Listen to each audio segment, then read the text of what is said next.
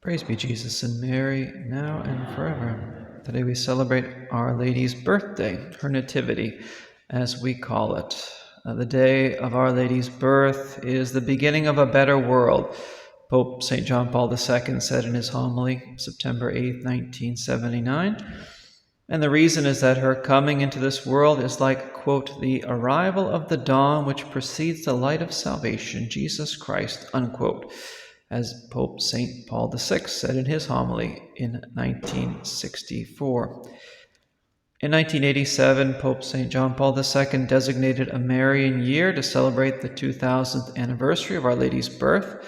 The Marian year went from Pentecost of 1987 to the Solemnity of the Assumption of August 15th, 1988. So if we go by those calculations, Our Lady would be about 2,038 years old, and I'm sure she doesn't look a day over 16, which is probably quite amazing, actually.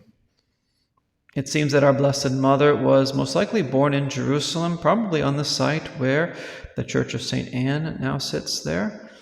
Her birth attracted all the attention of heaven and virtually none of the attention of earth. You could say that she came into this world as a nobody and she left the world as queen of the universe, though in truth, she was already queen when she was conceived. It's just that her greatness was hidden from the eyes of most people. What would it have been like to know our Blessed Mother? I suspect that Our Lady was truly a warm and welcoming person.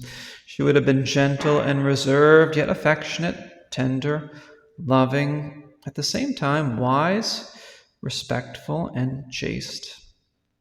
As a side note to that, the odd or paradoxical thing is that the more chaste you are, the more you'll actually love others.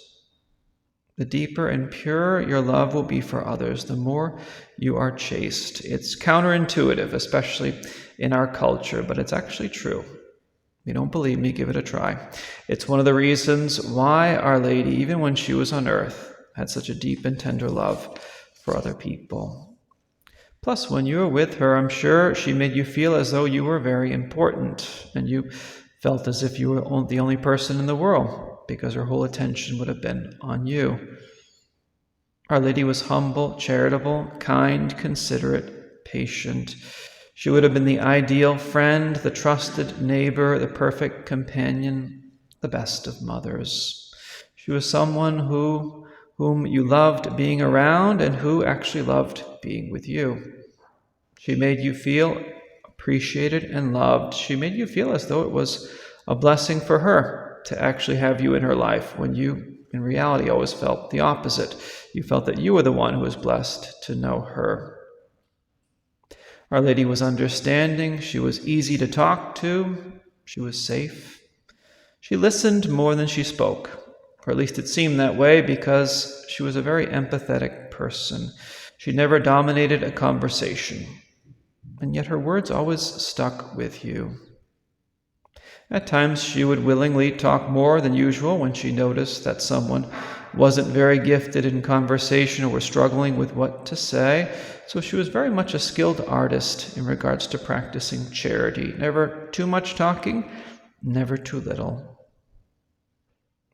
One of the beautiful things was that you could unburden yourself to her and not feel judged or condemned or misunderstood. No, you felt understood and accepted.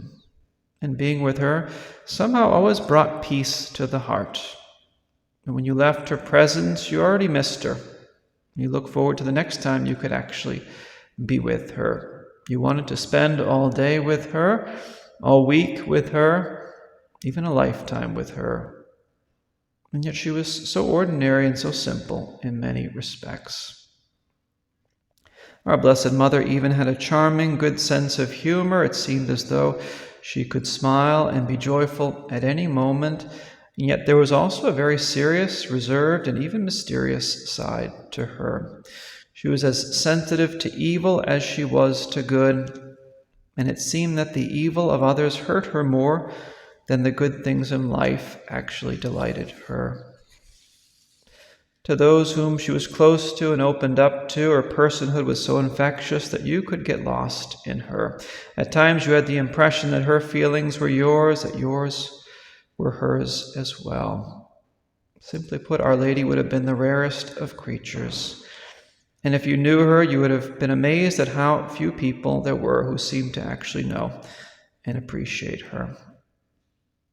It's kind of how I imagine what being with Our Lady would have been like. But in truth, she's always with us.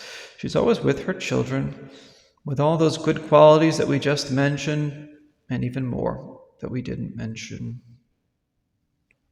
I asked a spiritual directee of mine who's very close to Our Lady, probably closer to her than anyone else I know. I asked her to share with me her thoughts to describe what Our Lady is like. This is what she wrote. She said, "She's gentle, loving, and caring. She hurts when we hurt and wants what's best for us, as any good mother does. She still has concern for her son and the fact that so few love him. I heard her sobbing broken-heartedly one day and asked her why she was crying. That was her reply to me, through tears and a sobbing voice. So few people love my son." She's untiring in her desire to save souls and turn minds, hearts, and souls back to her Son. She is pure love! Exclamation point. So on this feast day of Our Lady's Nativity, let's ask her for the grace to draw closer to her, to get to know her better, because the closer we are to her and the more we get to know her, the more she will rub off on us, which will be a very good thing.